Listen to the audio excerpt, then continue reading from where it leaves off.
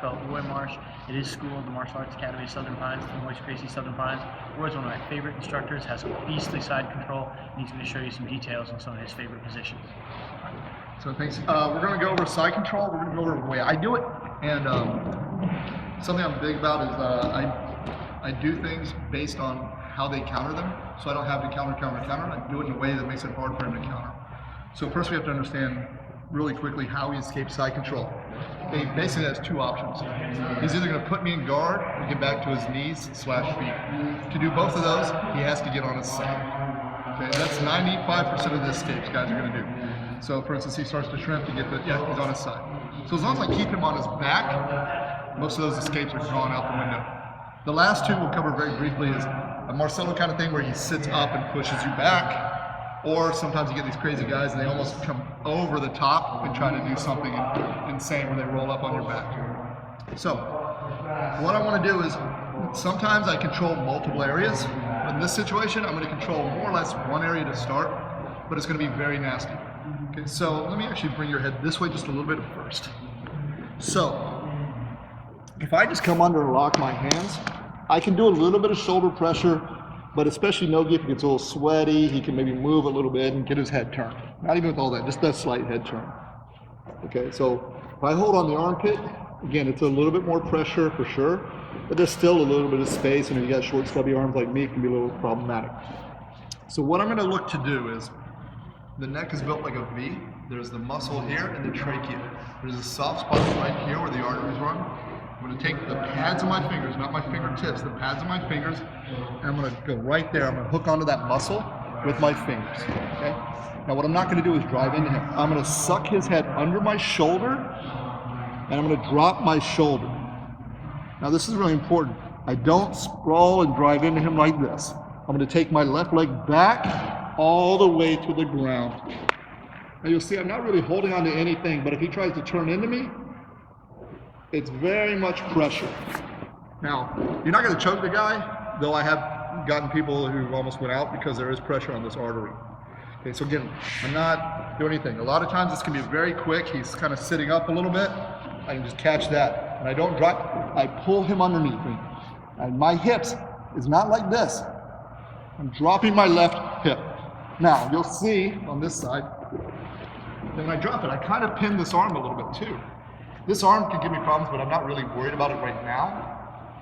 But if I come here and I do this, and he tries to push me away with the arm, right arm, it's not going to do anything. Okay? Now, because I have so much pressure going that way, if he does get this arm free, he can roll out. Okay, so especially like a good wrestler or something, he's going to want to go that way.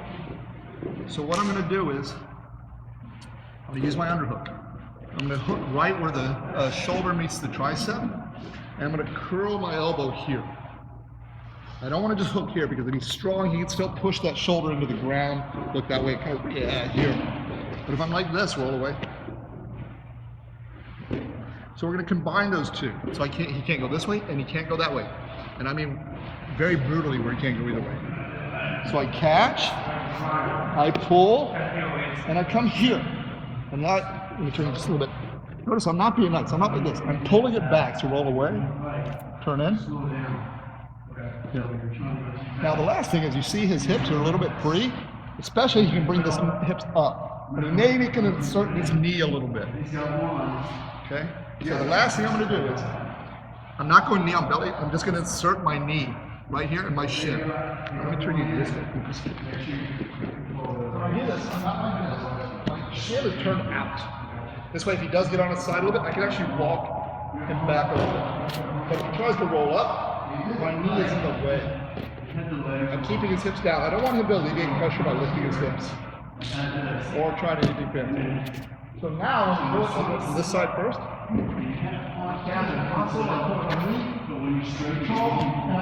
My hips are very low and open. Now he tries to turn in, he tries to roll up. So let me turn it this way so I can talk to you. So again, I pull, drop all my weight, and I'm here. Now, I'm not necessarily going to submit the guy, but I am going to cook him for a while. My shin is here. If he tries to turn in a little bit, look, I can open it. He tries to roll up. My knee is in the way. Here. Okay? Does this make sense? So that's, again, I'm not trying to lock my hands and do a traditional hold. I'm doing it where he can't come this way, he can't come that way, he can't come that way. It's also very hard for him to sit up, right? So let's talk about really quickly what may happen, some ways to get there. Turn this way just a little bit, please. So I'm in here, and he frames here and here. Let's understand. This is the arm that's going to stop me mostly controlling him. This is my control arm. Or this is the one that stops him controlling me.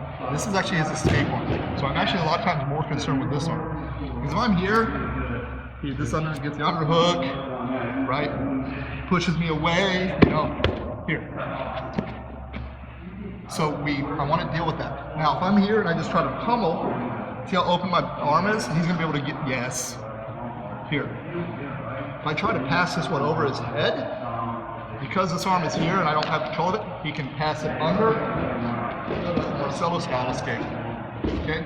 So what we're going to do is I'm here, if he's on his side a little bit, I'm going to open my body a little bit, circle this hand from the inside, not over the top, that opens my elbow. So if he's praying on my neck frame, I may lift a little bit, come in. Pin this on him. When I pin, I make a hook, and my elbow on the mat. So he tries to re-underhook. Yeah. Go the other way. Here. Now I can deal with this one. Simple way, I go over, because I don't have to worry about him passing it anymore, because I'm pinning this arm. I go over, if he follows, I can just circle, right in, catch, boom, circle back under, pull, knee. If he's a little bit more slick, I'm probably not going to get that circle under. So I'm here, he's got my arm. I can't control his head. I really want to control his head. My arm's occupied. I take my head, look. I'm not being nice. I'm right in the jaw and I'm putting a lot of pressure. I could try to circle in, but a lot of times, I'm gonna bring my knee right under, pinning that arm. Come in, catch the muscle, sprawl my hip, control the elbow, walk my shin onto his body. And we're right back to our usual position. So from this position one more time, spring, I come in, pin, head, all my weight, knee, go in, pull, circle, drop my hip, pull in, shin here. And now, we'll hang out and see what's going on, figure out what to do next. And that's basically the way I play side control and my pressure side control. Thanks a lot, Roy, for making side control a truly horrifying experience. Listen to the Concussion Cast every Sunday.